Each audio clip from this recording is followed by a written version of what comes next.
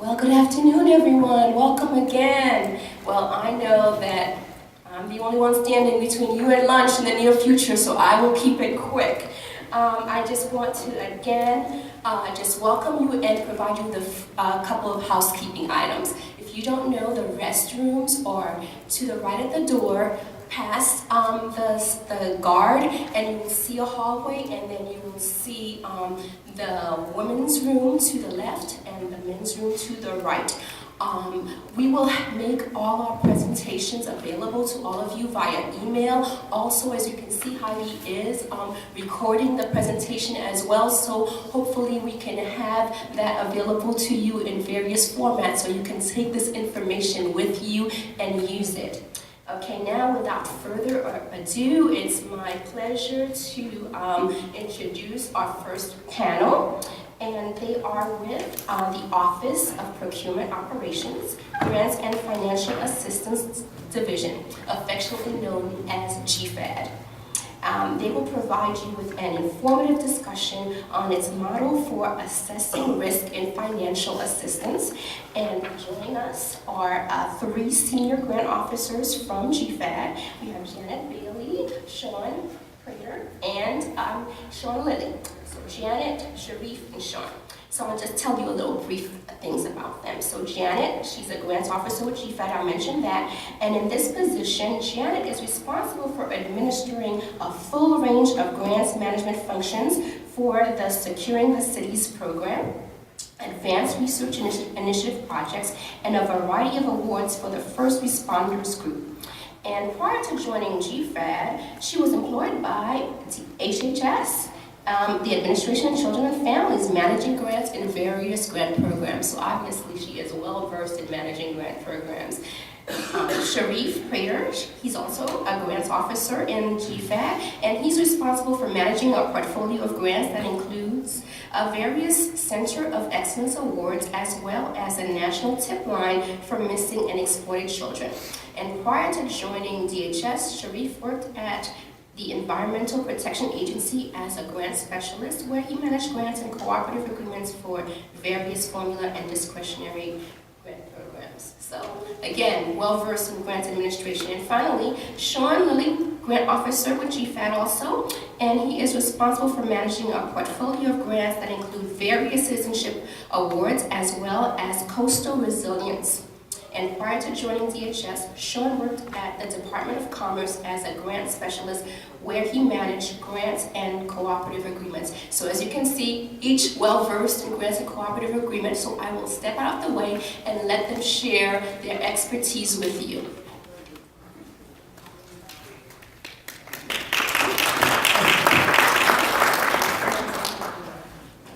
Well, good afternoon. Again, my name is Sharif Prater, and I'm joined with Sean Lilly and Janet Bailey from GFAD. We are very excited to share our risk assessment model with you guys. We have found it to be very useful and a very useful tool in managing our awards, and our recipients have indicated that it has helped them with their processes as well. So we'll take a look at the agenda. All three of us will take turns in presenting, so you'll see us back and forth from the podium. First, we'll provide some background information, which will answer what got us here, why are we doing this. We'll look at the types of risk examined. We'll look at GFAD's risk assessment model, which is the process in which we calculate the risk level. We'll look at the risk mitigation tools. So now that we have determined the risk level, what do we do about it? We'll look at remedies for non-compliance, successes and challenges, and we'll leave some time at the end for questions and answers.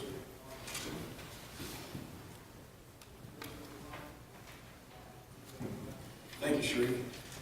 Hello, everyone. So, for every presentation, you have to have questions, because we like to have the presentation be responsive to ensuring that you're getting what you, some information from it. So here's the information that we'd like to be responsive to. And the background question, what is the OMB guidance information? The effective date for the guidance, we have a brief history lesson on the guidance. The specific guidance that we're referring to today, which is 200-205, the Federal Agency Review of Risk. And why conduct a risk assessment?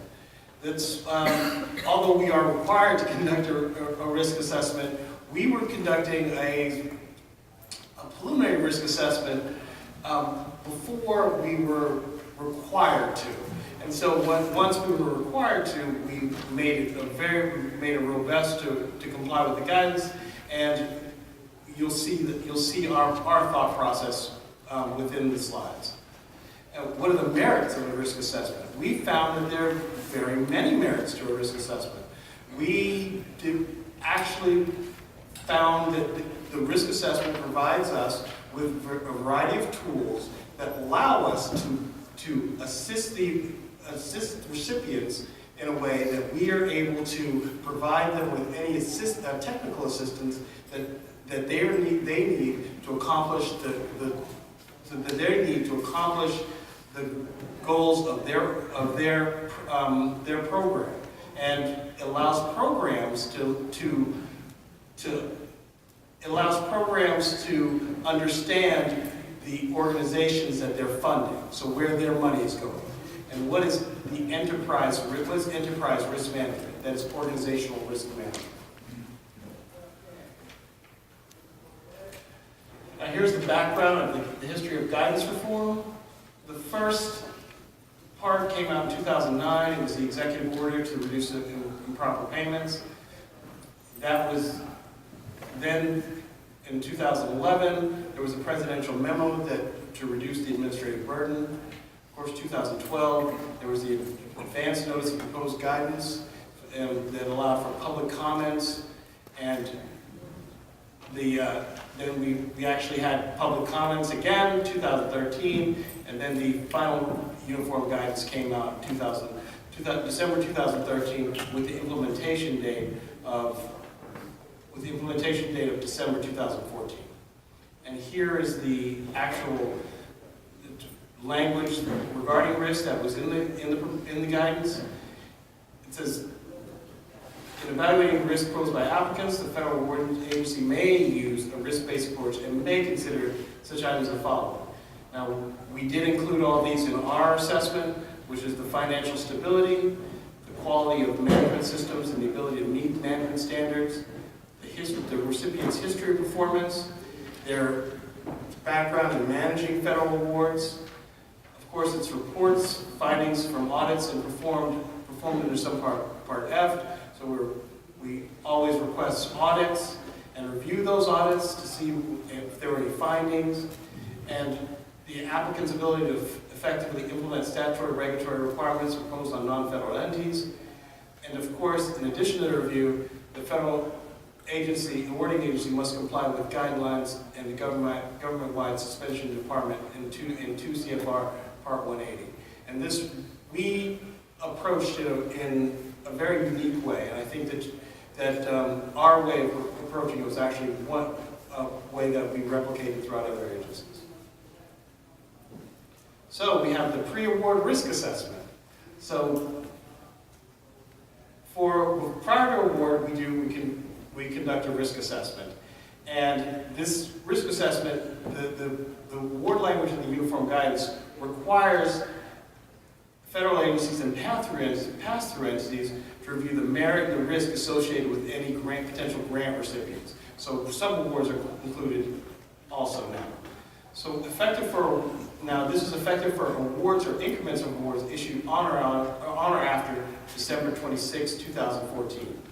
Now we're looking at 4 particular areas. Financial stability, which we'll cover all these in these slides. Quality of management systems, the history of performance, the reports and findings from audits. Now what's the point of the risk assessment? Now this is not a punitive process. Once we were going through the process of saying, well, we're going to create a more robust risk assessment process, we wanted to ensure that the recipients understood that this was not punitive upon them, that this was not something we were looking to say, oh, gotcha. So it was not, we were going to identify organizations that pose the biggest risk and see who would need technical assistance. And what do we do next after we discover who needs technical assistance? And of course, for program, we say, what is the best use of scarce resources? How do we allow the federal government to be more responsive to recipients that are identified as a high or higher risk organizations, so we're able to tailor our technical assistance to them? And by doing so, we hope to remove obstacles to achieving the mission of the program, and of course the mission, and remove obstacles to achieving the mission of the department. The merits of the risk assessment process.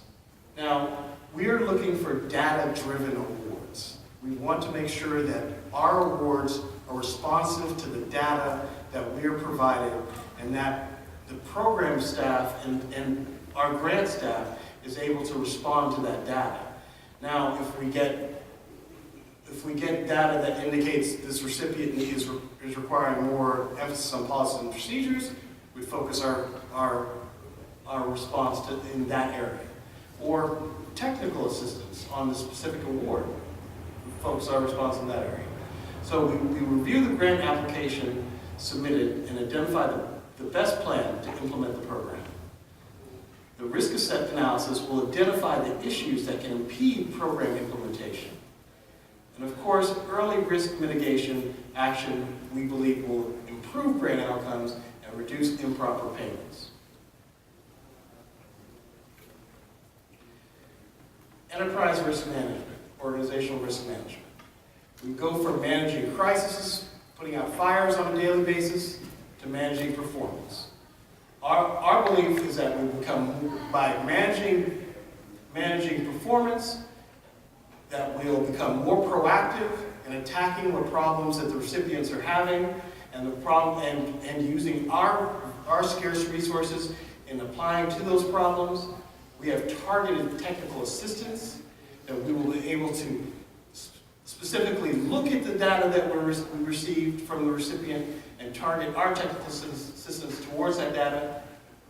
We'll actually do more monitoring. We were, instead of, before waiting for problems to crop up, we'd actually go out and be more proactive and say, this is how we need to align our resources with the risks the recipients are having. Now, what are we looking at? Now, GFAD's risk model. We have 3 sections: administrative risk, internal control risk, and financial risk. Now, administrative risk, we take a look at their previous history of compliance with federal and grant program requirements. We review their performance in FABIS information, progress reports, SAM.gov. If grantees were designated as high risk, maybe from other organizations, if they had awards that were closed in non-compliance, or if they had awards that had lack of substantial progress. And of course, we look at program monitoring for what results that the program monitoring had. For internal controls, take a look at the audits, what audits they had, financial statements that the recipient provided us with, or program requirements, and if there were any material findings or unresolved repeated findings in the audits. And financial risk, how finances were managed by the recipients, fiscal health of the recipient, were they timely in the payment of their obligations, were there lapsing funds, late liquidations, or what have happened to any financial monitoring that took place in the past. All these will give us a firm picture of what we can expect from the recipient and how we can target technical assistance.